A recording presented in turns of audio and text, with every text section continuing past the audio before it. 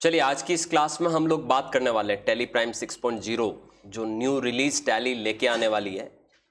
Already इसके ऊपर मैं काफ़ी वीडियो बना चुका हूँ और प्रीवियस क्लास में मैंने आपको टैली प्राइम 6.0 पर बैंक स्टेटमेंट को इंपोर्ट करके रिकॉन्सिलिएशन सिखाया था। लेकिन आज की इस वीडियो में मैं आपको टैली का जो कनेक्टेड बैंकिंग फीचर है उसको कम्प्लीटली बताने वाला हूँ, जो कि नए टैली की सबसे खास फैसिलिटी है और जिसकी वजह से ही टैली ने ये 6.0 कहीं ना कहीं रिलीज को किया है, एक तरह से लेके आई है। ठीक है, तो कनेक्टेड बैंकिंग फीचर में क्या होगा आप सब समझिए।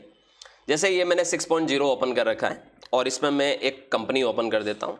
ये वो कंपनी है जिसमें मैंने इंपोर्ट करना भी सिखाया था आपको, कैसे बैंक स्टेटमेंट को इंपोर्ट करते हैं और कैसे उसको रिकंसाइल करते हैं।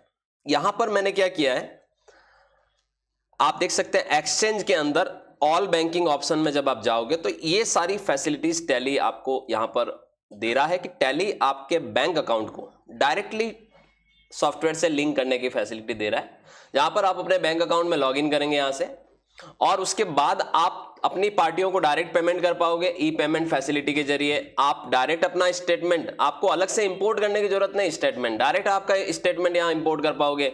डायरेक्ट आप अपनी बैंकिंग के साथ जो बैंक के ट्रांजेक्शन है उसको रिकंसाइल कर पाएंगे डायरेक्टली। जब चाहे तब आप अपने बैंक स्टेटमेंट का बैलेंस यहां से चेक कर पाएंगे और आप जितने आपके बैंक अकाउंट है उनको टैली से कनेक्ट करके सारी जो बैंकिंग फैसिलिटी है, जिसके लिए आपको अलग से या तो अपनी नेट बैंकिंग पोर्टल पे जाना होता है और स्टेटमेंट डाउनलोड करना होता है, फिर आपको टैली में उसको इंपोर्ट कराना पड़ता है। ये सारी कहीं ना कहीं झंझट से कहीं ना कहीं टैली ने आपको रिलीफ दिया है। तो ये जो नया फीचर है इसको मैं कंप्लीटली आपको सिखाने वाला हूँ, स्टेप बाय स्टेप आज हम लोग ये काम करने वाले हैं। इसके वजह से मैं यहाँ पर एक नोट्स फाइल भी मेंटेन करते हुए चलूँ ताकि आप लोगों को पता चले कि हाँ किस तरीके से टैली हमारा यहाँ पर काम करने वाला है। ठीक है, सो मैं यहाँ पर सबसे पहले आपको कनेक्टेड बैंकिंग जो है टैली का, उसमें सबसे पहले आपको कैसे अपने बैंक अकाउंट को हम लॉगिन करेंगे ये सिखाने वाला हूं। तो ये देखिए मैंने आपके सामने एक नोट्स फाइल भी बनाता चलूंगा और हम लोग आज सीखने वाले हैं tally prime 6.0 connected banking feature. Completely इसको हम लोग देखने वाले हैं। सो फर्स्ट स्टेप जो मैं यहां पर यूज करने वाला हूं that is login into my bank account. Alright, login into my bank account. अब मेरी अगर आप लोगों ने पिछली वीडियो देखी हो तो उसमें मैंने आपको ये बोला था कि टैली 6.0 लेके जरूर आ रहा है, लेकिन अभी टैली का बैंकों के साथ क्या चल रहा है, लाइजनिंग चल रहा है। तो अभी जो 2 बैंक टैली के साथ लाइजनिंग में आए हैं और अगर आपका उन बैंकों में अकाउंट है तो आप टैली का ये जो कनेक्टेड बैंकिंग फीचर है वो अभी से यूज कर सकते हो। लेकिन अब कौन कौन से वो 2 बैंक है, एक तो एक्सिस बैंक है और एक कोटक महिंद्रा बैंक है। तो अगर आपका एक्सिस में या कोटक महिंद्रा बैंक में अकाउंट है आज की तारीख में, क्योंकि हो सकता है अगले 1-2 महीने में 3 महीने में तो टैली सारे बैंकों के साथ क्या कर ले, अपना लिंकिंग बना ले। तो आज की तारीख में अगर आपके पास कोटक में या एक्सिस बैंक में अपना अकाउंट है तो आप टैली की इस फीचर को, कनेक्टेड बैंकिंग फीचर को यूज कर पाएंगे। तो चलिए मैं लॉग इन करता हूं सबसे पहले। ऑलराइट, सो आप सबको ध्यान देना है कि आपको एक कंपनी बना लेनी है। आपको कंपनी बनाने के साथ साथ क्या करना है, अपना बैंक अकाउंट भी एक लेजर क्रिएट कर लेना है। ठीक है, तो लेजर देखिए मैं सबसे पहले क्रिएट करने वाला हूं। मेरा ऑलरेडी लेजर बना हुआ है, मैंने जैसे कोटक महिंद्रा का एक लेजर बना लिया। मैं आपको बता देता हूं, ये कोटक महिंद्रा बैंक का मैंने लेजर बना लिया है और इस लेजर में मुझे अपनी बैंक डिटेल्स यहां पर सारी भर देनी है। जैसे कि आपका बैंक अकाउंट नंबर हो गया, IFSC कोड हो गया, आपका कौन सा ब्रांच है, ये सारा आपको यहां पर कंप्लीटली फिल्ड कर देना है। ठीक है, अब आपको क्या करना है, अब आपको एक्सचेंज में जाना है और एक्सचेंज में जाके ऑल बैंकिंग ऑप्शन में सबसे पहला ऑप्शन होता है लॉगिन, लॉग आउट। तो अभी तो लॉगिन नहीं कर रखा हमने, तो हम इस ऑप्शन से लॉगिन करेंगे। सॉफ्टवेयर आपसे .NET ID मांगेगा। आप जब .NET ID डालोगे आपकी टैली .NET है ना, क्योंकि ये ऑप्शन आप तभी यूज कर पाओगे जब आपके पास .NET ID होगा और .NET ID के साथ आपको अपना .NET पासवर्ड डालना पड़ेगा। तो जैसे मैं यहां पर डाल रहा हूं अपना .NET पासवर्ड और जैसे ही एंटर करोगे आपके रजिस्टर्ड मोबाइल नंबर पे क्योंकि आप एक लाइसेंस यूजर हो, आपके पास टैली का लाइसेंस वर्जन है, साथ में आपने .NET सब्सक्रिप्शन ले रखा है, तो आपके पास एक OTP आएगा। तो जब आप ये अपना OTP यहां डाल दोगे और एंटर प्रेस करोगे तो देखिए आपको यहां पर एक मैसेज रिफ्लेक्ट कर रहा है कि you have successfully logged in. Alright, यहां से आपको एंटर प्रेस करना है और अब आपको क्या करना है, आपने एक तरह से अपना .NET लॉगिन कर दिया है। अब आपको क्या करना है, अगेन याद रखिएगा, या तो आप यहां से डायरेक्ट बैंकिंग में चले जाएं, ये बैंकिंग ऑप्शन दे रखा है, और यहां बैंक एक्टिविटी में चले जाएं। कहां पर? बैंक एक्टिविटी में। और बैंक एक्टिविटी में जब आएंगे देखिए आपके यहां पर दो बैंक नजर आ रहे हैं, एक सेंट्रल बैंक और एक Kotak Mahindra bank. Central bank का मैंने मैन्युअली एक्सेल फॉर्मेट से इंपोर्ट किया था स्टेटमेंट, और मैंने रिकंसाइल करना सिखाया था, और ये मैं पहले की क्लास में ले चुका हूं। और एक बैंक यहां पर हमें नजर आ रहा है, कोटक महिंद्रा बैंक। ऑलराइट, तो कोटक महिंद्रा बैंक को अभी आपको क्या करना पड़ेगा, यहां से लॉग इन करना पड़ेगा। तो यहां पर हम क्या करते हैं, बैंक कनेक्शन में जाते हैं। देखिए लॉगिन तो कर लिया, लॉगिन .NET ID आपने लॉगिन की। अब बैंक कनेक्शन में जाइए और आपको ये बैंक अब कनेक्ट करना होगा, याद रखिएगा, ठीक है। तो आप यहां से, जैसे ये कोटक महिंद्रा बैंक है, ठीक है, इसको हमने पिछली बार मैंने जैसे लास्ट क्लास में कनेक्ट किया था इसको, तो अब मैं ऑलरेडी ये मेरा जैसे, एक मिनट मैं रिकनेक्ट कर लेता हूं इसको, मैनेज कनेक्शन, न्यू कनेक्शन, ठीक है। और ये कोटक महिंद्रा बैंक आपको लेना है, इसको यस करना है और आपका ये कनेक्ट करना है। यहां पर जैसे आप कनेक्ट करोगे सॉफ्टवेयर क्या करेगा, आपके बैंक अकाउंट के पोर्टल पर आपको भेजेगा। अब इस पोर्टल पे हमें क्या करना है, इस पोर्टल पे हमें अपना, जैसे मैं मान लो आप नेट बैंकिंग यूज करते हो तो आपको अपना CRN नंबर, ठीक है, तो जैसे मैं यहां पर अपना CRN नंबर डाल देता हूं,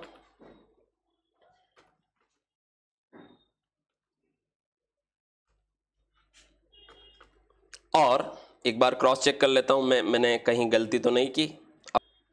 और आपको अपना पासवर्ड डालना होता है। तो जैसे मान लो मैं अभी यहां पर अपना पासवर्ड डाल रहा हूं,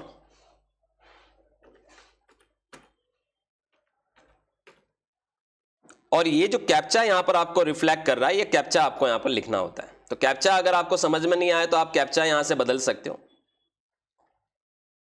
एक बार मैं कैप्चा यहां पर बदल दूं, ठीक है, जैसे ये इजी है तो इसमें E बड़ा है, ND35, और सिक्योर लॉगिन करिए आप। जब आप लॉगिन करेंगे तो आप देख सकते हैं यहां पर एक OTP आपके रजिस्टर्ड मोबाइल नंबर पर आया होगा।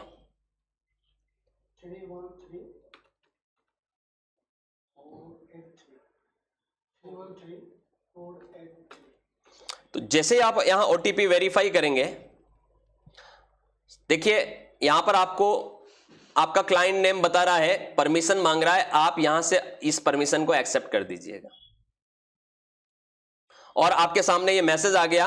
और अब आप अपना बैंक अकाउंट को टैली प्राइम के साथ आपने कनेक्ट कर लिया है, और अब आप कनेक्टेड बैंकिंग की फैसिलिटी टैली में यूज कर सकते हैं, ठीक है। ये मैसेज आ गया, कनेक्टेड सक्सेसफुली या कनेक्शन सक्सेसफुली।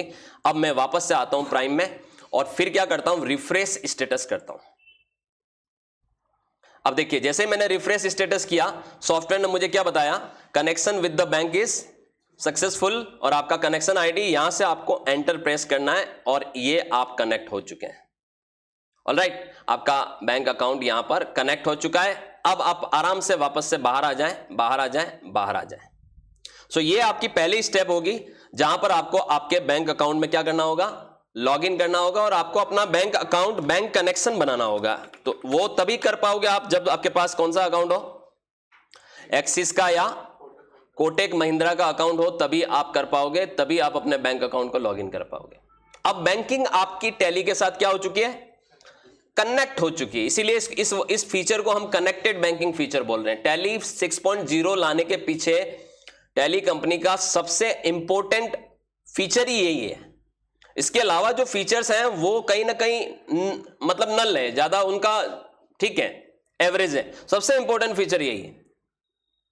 चलिए अब हम देखते हैं दूसरा आज का स्टेप। कि हमें अब क्या करना है। देखिए अब ये फीचर मैंने लॉग इन कर लिया सर, अब क्या क्या ये मेरे लिए करेगा, तो अब मैं बताने वाला हूं आप अपना लाइव बैंक बैलेंस चेक कर सकते हैं। Live bank balance any time आप यहां से देख सकते हो। अब आप बोलोगे सर कैसे, चलिए बताता हूं। जैसे अब मैंने अपना ये कोटक महिंद्रा को क्या कर दिया है, कनेक्ट कर दिया, ठीक है। तो मुझे लाइव बैलेंस चेक करना है, तो मैं यहां से एक्सचेंज में जाऊं, ऑल बैंकिंग ऑप्शंस में जाऊं, इसमें देखिए एक ऑप्शन दिख रहा है गेट बैलेंस। गेट बैलेंस पे मैं क्लिक करूं, ठीक है। और अब देखिए ये कल का बैलेंस है, मैंने कल 13 फरवरी को ये देखा था इवनिंग में। अब मैं आज वापस देखना चाहता हूं, गेट बैलेंस पे क्लिक करूं, सॉफ्टवेयर मुझे अभी का बैलेंस बता देगा। ये देखिए 14 फरवरी आज की शाम को 6:23 पर मैं बैलेंस देख रहा हूं, 22,702 रुपए मेरे बैलेंस पड़ा हुआ है इस अकाउंट में। तो ये आप जब चाहें तब अपना बैंक बैलेंस चेक कर सकते हैं। एक फैसिलिटी ये है जो टैली आपको दे रहा है कि आप अपना live bank balance any time क्या कर सकते हैं, देख सकते हैं। सर इसमें कौन सी बड़ी बात है, तो हम अपने मोबाइल ऐप से भी देख सकते हैं। भैया अभी तक आप सब अपना मोबाइल से काम कर रहे थे, अपना नेट बैंकिंग से काम कर रहे थे, समझ रहे, अपनी मोबाइल बैंकिंग से काम कर रहे थे। टैली, अब आप टैली से अपनी बैंकिंग कर पाओगे, ये फीचर का एक खासियत है। अब देखिए दूसरा ऑप्शन बताता हूं मैं आपको। दूसरा ऑप्शन जो टैली ने हमें दिया है वो क्या है, स्टेप नंबर 3 पर बात करने वाले हैं, ठीक है। अब मैं आपको बताने वाला हूं कि आपको मैं अभी बैंक स्टेटमेंट इंपोर्ट करके बताऊंगा। तो देखिए gate bank statement and import transactions, ठीक है। Gate bank statement and import transactions, ठीक है। अभी मैं बैंक स्टेटमेंट को इंपोर्ट करूंगा और अपने ट्रांजैक्शन को चेक करूंगा। तो ये ऑप्शन करने से पहले मैं कुछ एंट्रीज यहां पर पास कर देता हूं, क्योंकि जब मैं बैंक स्टेटमेंट को ओपन करूंगा तो बैंक ने जो एंट्रियां की है वो तो आएगी उसमें, लेकिन मेरी बुक्स में भी तो कुछ एंट्री होनी चाहिए, तो मैं उसको रिकंसाइल कर पाऊंगा। तो मैं यहां पर कुछ एंट्रीज, यहां पर 2-3 एंट्री पास कर देता हूं ताकि रिकंसिलेशन कैसे करते हैं वो आपको समझ में आएगा, ठीक है। तो मेरे पास अभी जैसे मेरे पास मैन्युअली ये स्टेटमेंट है और कुछ एंट्रीज में यहां पर पास कर रहा हूं, ठीक है। जैसे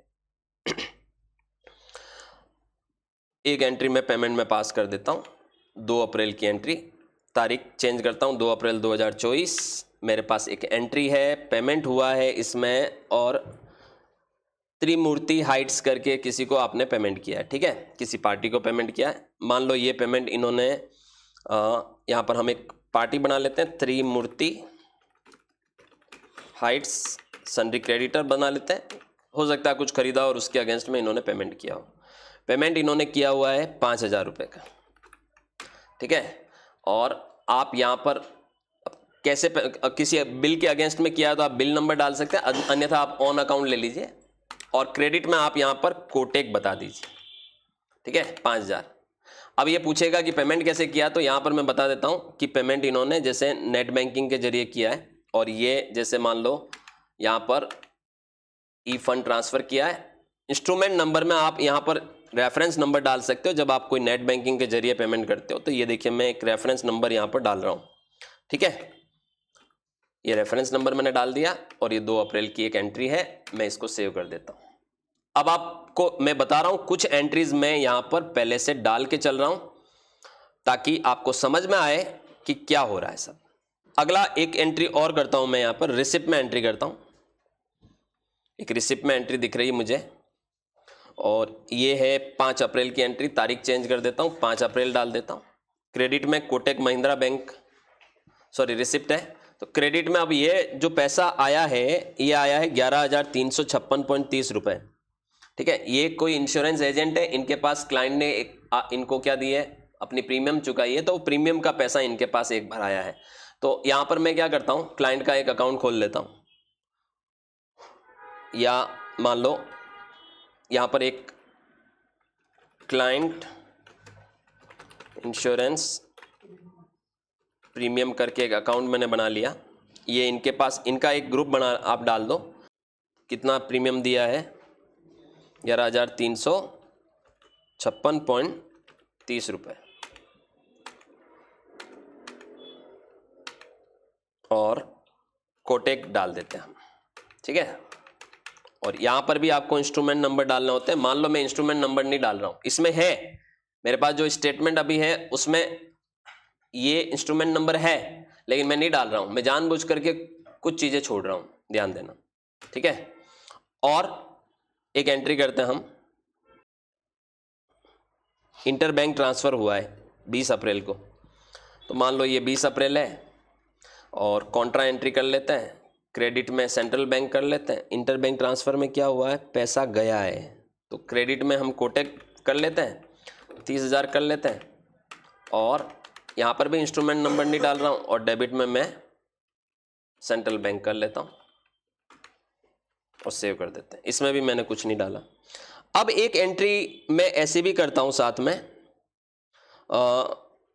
एक 19 अप्रैल की एंट्री है, तो सबसे पहले 19 अप्रैल इन्होंने कोई पेट्रोल भरवाया है 909 रुपये का, तो मैं 909.50 पैसे का, तो मैं यहाँ पर क्या करने वाला हूँ, पेमेंट में ये एंट्री करने वाला हूँ, और अल्टर सी पेट्रोल एक्सपेंस का लेजर बना लेता हूँ, इनडायरेक्ट एक्सपेंस, और मैं यहाँ पर 909.50 का है, मैं जानबूझ करके 909 डाल रहा हूँ, 50 पैसे मैंने यहाँ नहीं डाले हैं, 909 ही डाले हैं। ऐसा मैंने क्यों किया मैं अभी आपको बताऊंगा, ठीक है। जानबूझ करके मैंने अमाउंट में क्या किया, 50 पैसे कम डाले, ठीक है। और आप इसको क्या कर दो, सेव कर दो। एक आधी एंट्री और कर देते हैं, कमीशन आया इनके पास, HDFC का मतलब इंश्योरेंस एजेंट है, तो इनको कंपनी से क्या मिला है, कमीशन मिला है, रिसिप्ट में एंट्री करेंगे, 28 मई का एंट्री है ये, 28 मई।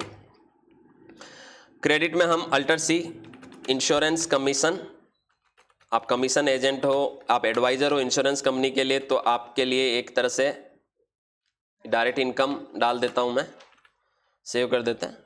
और ये कमीशन आया है इनको 1456.07 का, तो देखिए यहां पर मैं एग्जैक्टली 1456.07 डालूंगा, और डेबिट में कोटेक डाल दूंगा, और जहां इंस्ट्रूमेंट नंबर आएगा याद रखिएगा, ई फंड ट्रांसफर, और यहां पर इंस्ट्रूमेंट नंबर में मैं एक, यहां पर जैसे NEFT का नंबर दे रखा है, तो मैं यहां पर जानबूझ करके थोड़ा सा गलत डालूंगा, जैसे ये 1280 में 81 डाल दूं, यहाँ पर हल्का सा मैंने यहाँ पर मिस्टेक जानबूझ करके की है। इनफ काफ़ी है, इतना काम हमारे लिए। अब हम आगे बढ़ेंगे, और मैंने कुछ एंट्रियां अपनी तरफ से पहले से करें, क्योंकि आपकी बैंकिंग तो चल रही होगी ना, आप खाली बैंक स्टेटमेंट के भरोसे थोड़ी बैठे हो, आप तो ऑलरेडी ट्रांजैक्शन कर रहे हैं। तो अब आप स्टेटमेंट को इंपोर्ट करेंगे, तो देखिए हमने यहां पर क्या किया, हमने स्टेप 3 को हम बदल देते हैं। हमने ये स्टेप 3 में क्या किया है, अपनी बैंक ट्रांजैक्शन की है। कुछ बैंक ट्रांजैक्शन आप लोग करके रखिएगा, ताकि आप लोगों को कंफर्टेबल हो स्टेप नंबर 4 को समझना। अब देखिए मैं आपको डायरेक्ट बैंक स्टेटमेंट इंपोर्ट करना सिखाऊंगा, और फिर मैं रिकंसाइल करना भी आपको यहां पर सिखाने वाला हूं, ठीक है। तो चलिए स्टेटमेंट को कैसे इंपोर्ट करेंगे, अब बाहर निकलते हैं। याद रखिएगा, अभी पिछली क्लास अगर आपने मेरी देखी हो, तो मैंने आपको वहां से एक्सेल से बैंक स्टेटमेंट को इंपोर्ट करना सिखाया था। अभी यहां पर हम क्या करने वाले हैं, आपको यहां जाने की जरूरत ही नहीं इंपोर्ट में जाने की, आपको एक्सचेंज में ही जाना है, ऑल बैंकिंग ऑप्शन में जाना है। यहां पर गेट स्टेटमेंट दे रखा है ऑप्शन, तो आप इस पर क्लिक करेंगे, ये आपका बैंक जो कनेक्टेड है वो नजर आ रहा है। यहां पर आपको यहां पर गेट स्टेटमेंट पे क्लिक करना है। जैसे आप गेट स्टेटमेंट पे क्लिक करेंगे, आप देख सकते हैं यहां पर, अब देखिए रेडी टू इंपोर्ट आ गया, ठीक है। गेट स्टेटमेंट, डेट डालना पड़ेगा,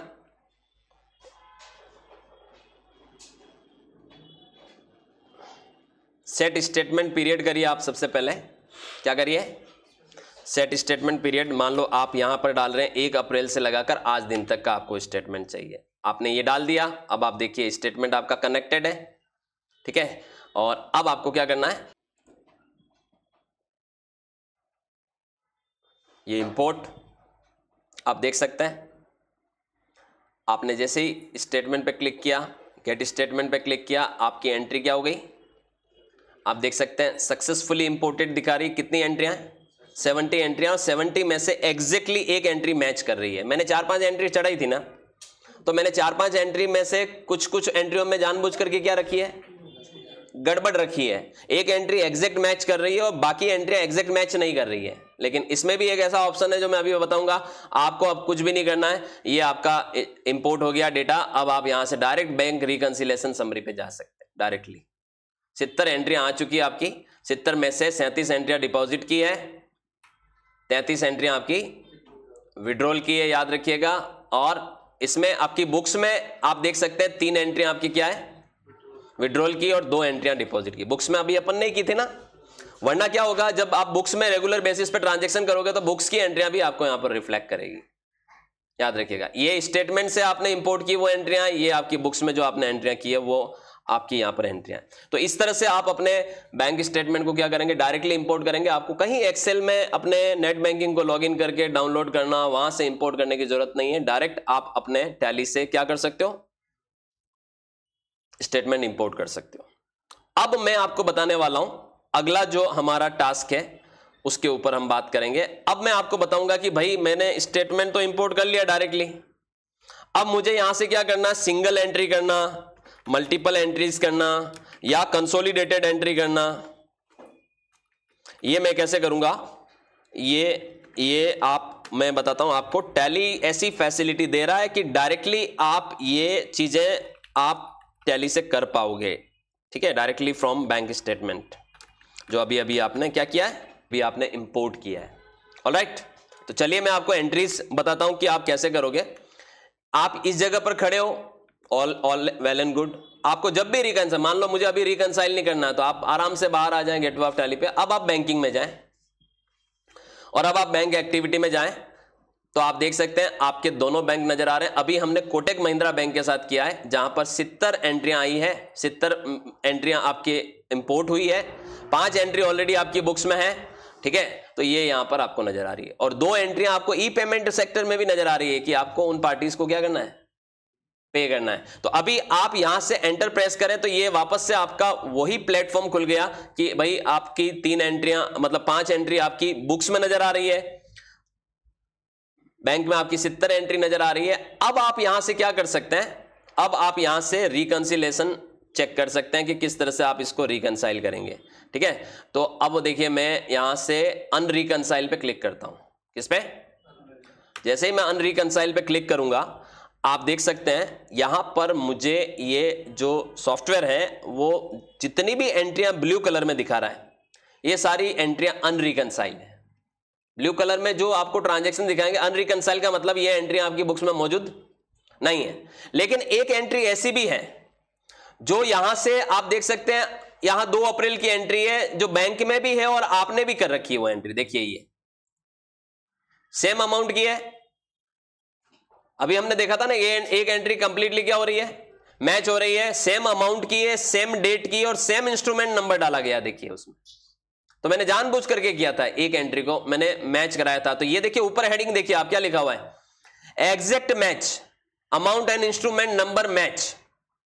एग्जैक्टली मैच कर रहा है, मतलब आपकी बुक में भी है और स्टेटमेंट में भी ये एंट्री नजर आ रही है। तो स्टेटमेंट में टोटल 70 एंट्री है, 70 में से एक एंट्री आपकी बुक्स में क्या हो रही है, एग्जैक्ट मैच हो रही है। तो ऐसे केस में आप इनको सेलेक्ट करें, याद रखिएगा कैसे सेलेक्ट करेंगे, जो एग्जैक्ट मैच होता है उसको आप ऐसे सेलेक्ट कर लीजिए, याद रखिएगा। जैसे ये मैंने सेलेक्ट कर लिया और आप यहां से रिकंसाइल कर लीजिए, ये रिकंसाइल हो गई, वो एंट्री गायब। अब स्टेटमेंट में भी है और बुक में भी है, तो अब उसको क्यों देखना, हो गया काम उसका। अब आप देखिए यहां पर 4 एंट्रियां ऐसी भी है जो सिर्फ आपकी बुक्स में है, स्टेटमेंट में नजर नहीं आ रही। ये 4 एंट्रियां वो है जो मैंने जानबूझ करके क्या रखा है, इनमें मिस्टेक रखा है। और 69 एंट्रीज ऐसी है जो स्टेटमेंट में है लेकिन आपकी बुक्स में नहीं है। अब मैं आपको पहले तो यहां पर एंट्री करना सिखाता हूं, ठीक है, कि एंट्री का डायरेक्टली वाउचर एंट्री कैसे करेंगे, क्योंकि हमारा काम यही है कि हम डायरेक्ट वाउचर एंट्री डायरेक्ट कैसे करेंगे। जैसे मैं बताता हूं आपको डायरेक्ट ये 4436 रुपए की एंट्री है, 4436.50 की एंट्री, नीवा बूपा लिखा हुआ है ना, 5345 रुपए की, 7825 रुपए की, ये सारी एंट्रियां जो दिख रही है आपको, ये वाली एंट्री, ये सारा कमीशन आया आपको। क्या आया, कमीशन आया है, तो इन एंट्रियों को आपने सेलेक्ट कर लिया शिफ्ट के साथ एरो की का इस्तेमाल करके, और यहां से आप क्रिएट वाउचर पे क्लिक कर लें, F7 शॉर्टकट की। तो ये सारी एंट्रियां यहां पर आ गई। ये सारी एंट्रियां देखिए रिसिप्ट है, तो आप यहां पर लेजर पिक कर सकते हैं। लेजर आपकी बुक में बना हुआ होना चाहिए, या तो आप यहां से लेजर डाल दीजिए commission, insurance commission, insurance commission,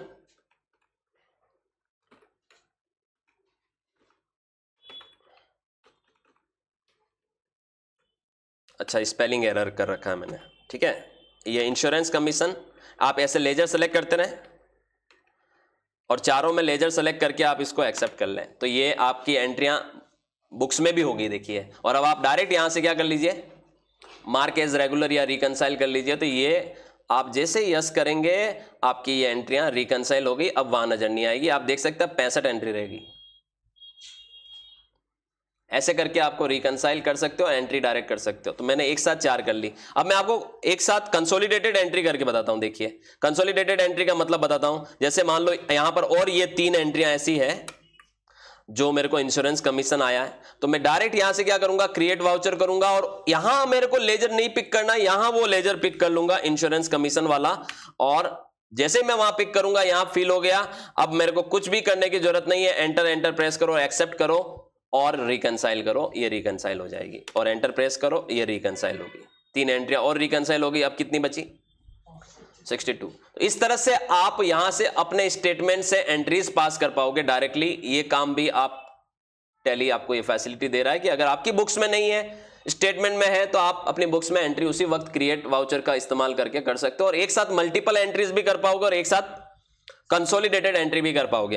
अब अगला ऑप्शन जो मैं बता रहा हूं आपको, स्टेप नंबर 6, वो भी बहुत इंपॉर्टेंट ऑप्शन है, वो है पोटेंशियल मैच कॉन्फ़िगरेशन।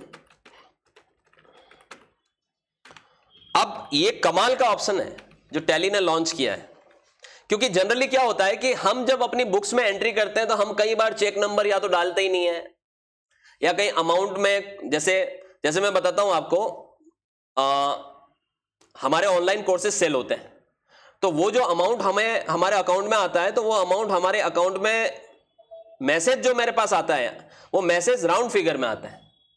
जैसे मान लो 3000 आया, 3030 रुपए आया, तो राउंड फिगर में मैसेज 3000 का आएगा।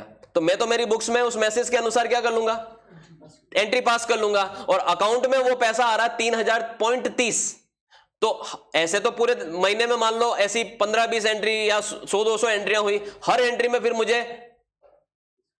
मिसमैच हो रहा है हर एंट्री में।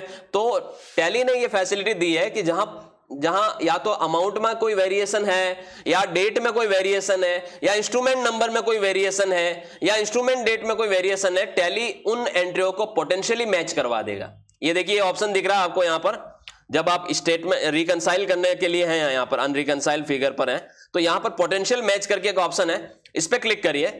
जैसे आपने इस पर क्लिक किया, देखिए टैली ने क्या काम किया है आपके लिए, कमाल का काम किया है।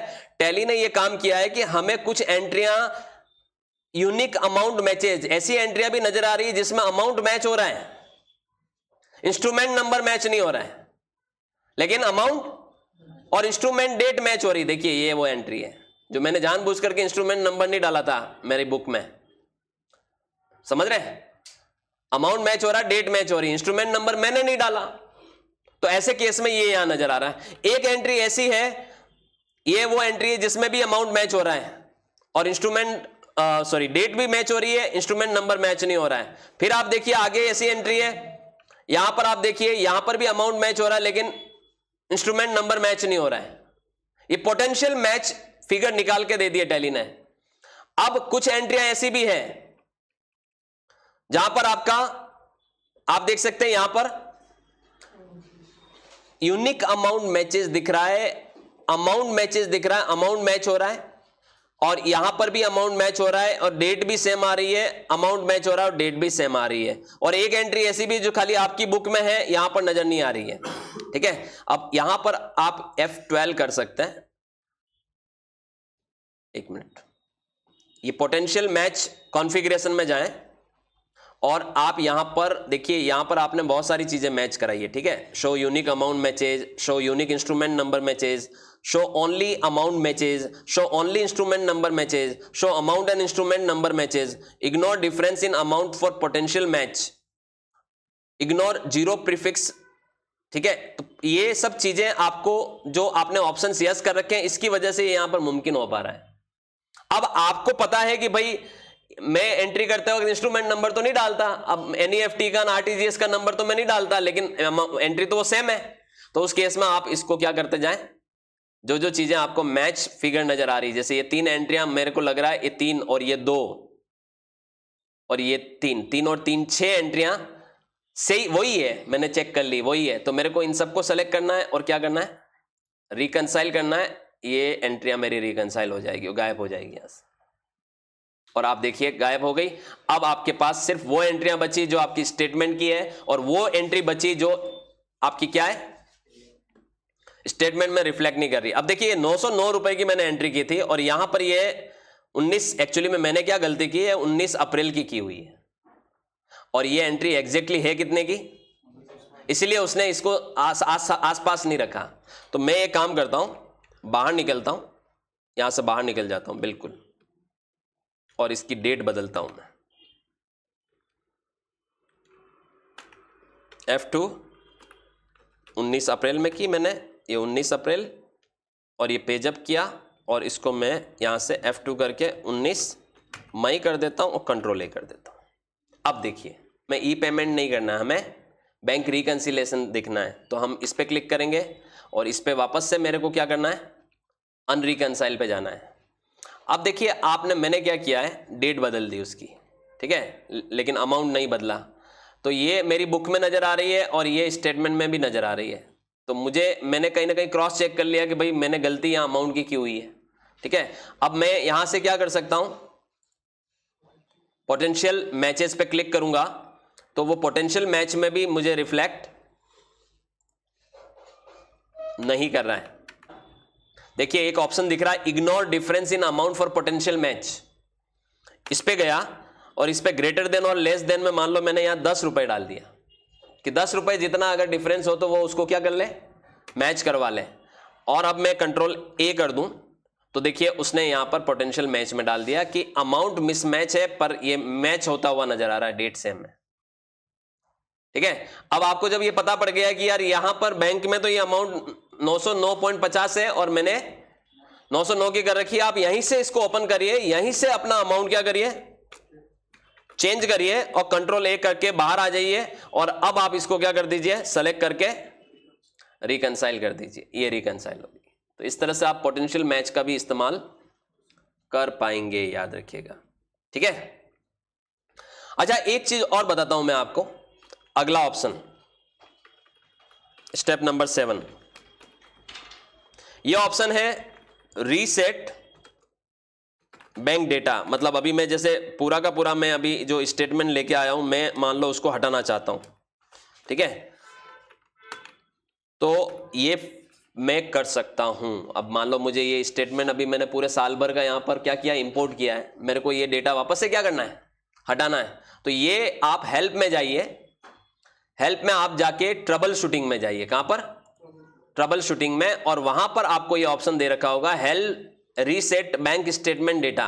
इस पे जाइए, कौन से बैंक का डेटा आपको रीसेट करना है वो ले लीजिए, ठीक है। और रिटर्न रिकंसिलेशन स्टेटस, अगर जो रिकंसाइल हो गया उसको रहने दो, बाकी को हटाना है, या फिर इसको भी नो करोगे तो वो सबको ही हटा देगा, ठीक है। और पीरियड आपको ले लेना है, जैसे मान लो 1 अप्रैल से आज 14 फरवरी तक का डेटा मुझे हटाना है। हटाने से पहले क्या मेरे को बैकअप लेना है, अगर लेना है तो कौन सी जगह लेना है, ड्राइव आप यहां पर स्पेसिफाई करिए, सॉफ्टवेयर उसका वहां बैकअप ले लेगा और आपका पूरा डेटा क्या कर देगा, वहां पर बैकअप। जैसे मैं देखिए सी ड्राइव में एक फोल्डर बना लेता हूं, ठीक है, मान लो बैकअप फोल्डर बना लेते हैं हम, ये सी ड्राइव, और यहां पर न्यू फोल्डर, और इसका नाम दे देते हैं टैली 6। तो यहां मैं चाहता हूं कि वो डेटा मेरा बैकअप आ जाए, ठीक है। अब मैं यहां से C drive, select from drive C, और आपको ये टैली 6 नज़र आएगा, आप इसको ले लीजिए और यस करिए, आपका पूरा डेटा रीसेट हो जाएगा। आप आगे आइए, आपकी सिर्फ वही एंट्रियां नज़र आएगी जो एंट्रियां अभी आपने कर रखी है, बाकी सारी एंट्रियां यहाँ पर, स्टेटमेंट की एंट्रियां आपकी यहाँ पर गायब हो गई है। अब मैं आपको देख सकते हैं आप यहाँ पर सिर्फ only available only in books दिख रही है। बुक्स में आपने कुछ एंट्रियां रिकंसाइल की थी, साथ साथ में अलग से एडिट की थी, वो बुक्स में सारी 12 एंट्रियां नजर आ रही है। बाकी आपका स्टेटमेंट जो आपने इंपोर्ट किया था वो चला गया है यहाँ से।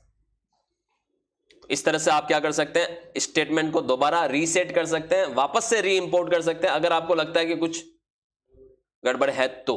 ऑलराइट, एक चीज और यहां पर इंपॉर्टेंट है, वो भी मैं बता देता हूं आप सबको। यहां पर देखिए बैकअप आ चुका होगा, ये इसने सॉफ्टवेयर ने इसका बैकअप फोल्डर बना लिया है, तो बैकअप आ गया। अगर आपको वहां से कुछ दिक्कत हो वापस से री इंपोर्ट करने में, तो आप बैकअप का यहां पर इस्तेमाल भी कर सकते हैं। अगला ऑप्शन, एक और ऑप्शन है जो हम यहां डिस्कस करेंगे, वो है हैंडलिंग डुप्लीकेट रिकॉर्ड्स। देखिए ये बहुत जबरदस्त फीचर है कि अगर आपने स्टेटमेंट एक बार इंपोर्ट किया, मान लो 1 अप्रैल से लगाकर 14 फरवरी तक का, दोबारा आप उसे री इंपोर्ट नहीं कर सकते। री इंपोर्ट करने के लिए आपको या तो अभी जो मैंने आपको रीसेट डेटा बताया वो करना पड़ेगा, अन्यथा आप री इंपोर्ट नहीं कर सकते। अभी मैंने रीसेट कर लिया, अब देखिए मैं वापस जा रहा हूं री इंपोर्ट करने के लिए। ठीक है, वापस जा रहा हूं किधर, री इंपोर्ट करने के लिए। चलिए हम री इंपोर्ट करते हैं यहां से। All banking option, get statement, आपको अपना .NET पासवर्ड डालना पड़ेगा,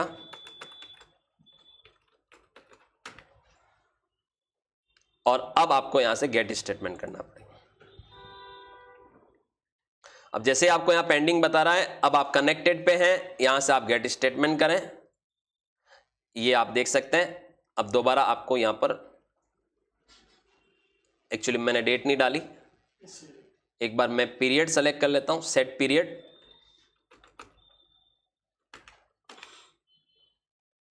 अब मैं गेट स्टेटमेंट करूं, और अब मैं वापस से गेट स्टेटमेंट करूं।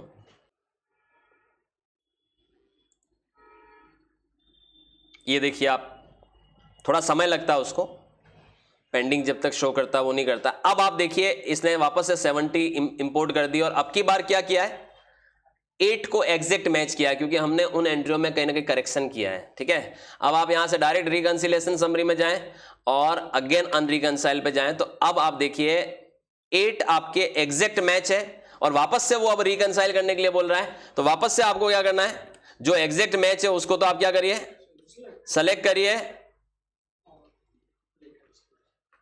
और इसको तो आप रिकंसाइल कर दीजिए। ठीक है, और जो आपकी बुक्स में ही दिख रहे हैं, यहां नहीं दिख रहे हैं, अब आप ये पोटेंशियल मैच करिए ताकि वो पोटेंशियल मैच में नजर आए। अब आप देखिए 3 एंट्रियां पोटेंशियल मैच में नजर आ रही, 4 एंट्रियां, तो आप इनको भी क्या करिए, सेलेक्ट करिए, अमाउंट मैचेस वाली एंट्रियों को भी सेलेक्ट करिए, और आप इसको रिकंसाइल कर दीजिए। ये आपकी पोटेंशियल मैच वाली भी चलेगी। ये वो सारी एंट्रियां हैं जो आपकी स्टेटमेंट में, जो कि आपकी बुक्स में मौजूद नहीं है, यहां से आप डायरेक्ट अपनी एंट्रीज कर पाएंगे। तो ये थे आपके, ये आप समझ सकते हैं, टैली कभी भी एक बार इंपोर्ट कर दिया वापस से री इंपोर्ट नहीं करता है, याद रखिएगा। अब आप इस ऑप्शन को भी समझिए कि आप दोबारा जाओगे, गेट स्टेटमेंट पे क्लिक करोगे, दोबारा आप यहां पर अपना पीरियड डालोगे। जैसे मान लो आपने यहां पर अपना पीरियड डाला 1 अप्रैल 2024 से 14 तारीख, और आप यहां से गेट स्टेटमेंट पे क्लिक करोगे तो वो आपका ऑलरेडी इंपोर्टेड है, आपको वो दोबारा नहीं करने देगा। अब देखिए आप, उस अपन ने जैसे इंपोर्ट किया उस डेट को डालकर, टैली ने इंपोर्टेड एंट्री कितनी बताई, 0, क्योंकि ये इस पीरियड में आप एंट्री ऑलरेडी पहले से ही क्या कर चुके हो, इंपोर्ट कर चुके हो। तो ये टैली की खासियत है कि वो दोबारा री इंपोर्ट नहीं करने देगा, जिससे डुप्लीकेट रिकॉर्ड आने की गुंजाइश नहीं रहेगी। समझ रहे हैं, जिस पीरियड के लिए आप एक बार इंपोर्ट कर चुके हो दोबारा नहीं कर पाओगे, तभी कर पाओगे जब आप डेटा को रीसेट करोगे। ऑलराइट, दो डबल बार नहीं चढ़ने वाले हैं। एक और फीचर है जो भी मैं आपके साथ यहां पर डिस्कस करना चाहूंगा, और वो फीचर है बल्क ई पेमेंट फैसिलिटी। ठीक है, आप यहां से अपने क्लाइंट को या अपने वेंडर्स को, अपने सप्लायर को डायरेक्ट पेमेंट कर पाओगे, डायरेक्ट। ये मैं आपको बता देता हूं कैसे करेंगे, अभी मैं करने वाला नहीं हूं, क्योंकि अभी मैं सिर्फ आपको पढ़ाने के हिसाब से यहां पर बता रहा हूं। ई पेमेंट कैसे करोगे आप, याद रखिएगा। अगर आपको अपनी पार्टियों को, वेंडर्स को ई पेमेंट करना है तो आप बैंकिंग में चले जाएं, बैंकिंग एक्टिविटी में चले जाएं। यहां पर आप देखिए दो तरीके से आपको दोनों तरफ दिख रहा है, एक तरफ ई पेमेंट दिख रहा है, एक तरफ बैंक रिकंसिलिएशन दिख रहा है। तो आपको ई पेमेंट वाले सेगमेंट में जाना है। यहां पर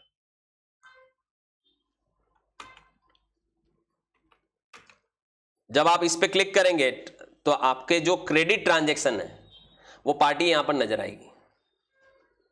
ठीक है, वो पार्टी नजर आएगी। उसके बाद आपको क्या करना है, पेमेंट इंस्ट्रक्शन करके एक ऑप्शन आएगा, उस पर क्लिक करना और एक्सपोर्ट करना है। इसकी एक सेपरेट फाइल जनरेट हो जाएगी और वो फाइल आप बेसिकली उसके जरिए ई पेमेंट फैसिलिटी को यूज कर पाएंगे। ये फैसिलिटी अभी मैं डेमो मोड पर हूं, इसलिए आपको कर नहीं पाऊंगा। बाकी आप अपने जो सप्लायर और जो वेंडर्स हैं उनको डायरेक्टली यहां से क्या कर पाओगे, ई पेमेंट कर पाओगे। सप्लायर और वेंडर्स को आप इलेक्ट्रॉनिक पेमेंट यानी डायरेक्ट यहां से अपना पेमेंट कर पाओगे, डायरेक्ट आपके अकाउंट से पैसा कट जाएगा, उनके पास चला जाएगा। ऑलराइट, सो ये कुछ फीचर्स थे जो टैली लेके आ रही है नए वर्जन में 6.0 में, और इसके लिए अभी टैली ने 2 बैंकों के साथ कनेक्शन बनाया है, एक्सिस और कोटक महिंद्रा। अगर आप उसके अकाउंट होल्डर हैं तो आप अपनी इस फैसिलिटी को टैली 6.0 में इस्तेमाल कर पाएंगे। अन्यथा फिर आप वही है, बैंक स्टेटमेंट को मैन्युअली इंपोर्ट कराएं पहले तो, और फिर उसको रिकंसाइल करें। तो रिकंसाइल की प्रोसेस सेम है, बट जो कनेक्टेड बैंकिंग फीचर है वो आपको यहां पर एक्सचेंज मेन्यू में नजर आएगा, याद रखिएगा। Alright, so thank you so much. इससे पहले वाली क्लास जो मैंने बैंक स्टेटमेंट इंपोर्ट करने की बताई थी उसको भी आप जरूर देखिएगा। सो जैसा कि आपने देखा कि हम लोगों ने आज कनेक्टेड बैंकिंग ऑप्शंस को टैली में देखा है।